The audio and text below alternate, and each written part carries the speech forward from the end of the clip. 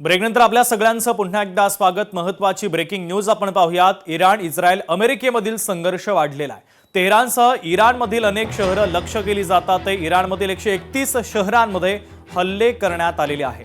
तर या युद्धामध्ये आतापर्यंत 550 पेक्षा अधिक नागरिकांचा मृत्यू झाल्याचं वृत्त पोहोचतंय।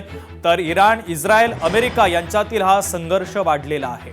तर तेहरानसह इराणमधील अनेक महत्त्वाची शहरं आहेत ती लक्ष्य केली जातात। इराणमधील 131 शहरांमध्ये क्षेपणास्त्रांच्या माध्यमातून ड्रोनच्या माध्यमातून हल्ले केले जात आहेत।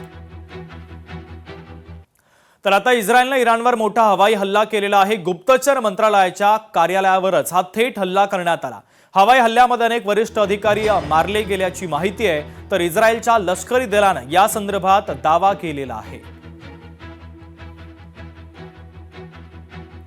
सौदी अरेबियामधील अरामको कंपनीवर इराणनं ड्रोन हल्ला केला। जगातल्या सर्वात मोठ्या रिफायनरी कंपनीला आता भीषण आग लागलेली आहे।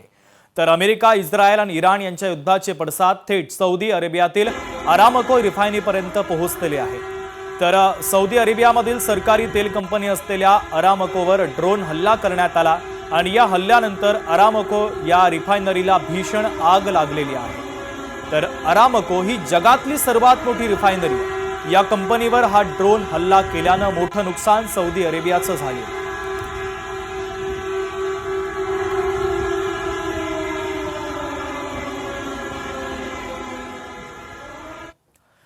दुबईमध्ये छत्रपती संभाजीनगरचे काही रहिवासी अडकलेले आहेत। आम्ही दुबईमध्ये अडकलोय पण सुखरूप आहोत।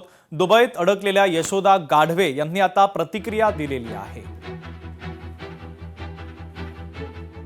या ठिकाणी मी माझ्या हॉटेलपासून 1 किलोमीटर अंतरावर आलेले आहे।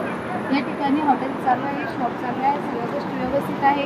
समोरच मॉल आहे, सुपर मार्केट आहे की प्रत्येकाला आपल्या घराची ओढ लागली आहे, मायदेशी परत जाण्याची ओढ लागली। लोकशाही मराठी ऐका, पहा, जागरूक रहा।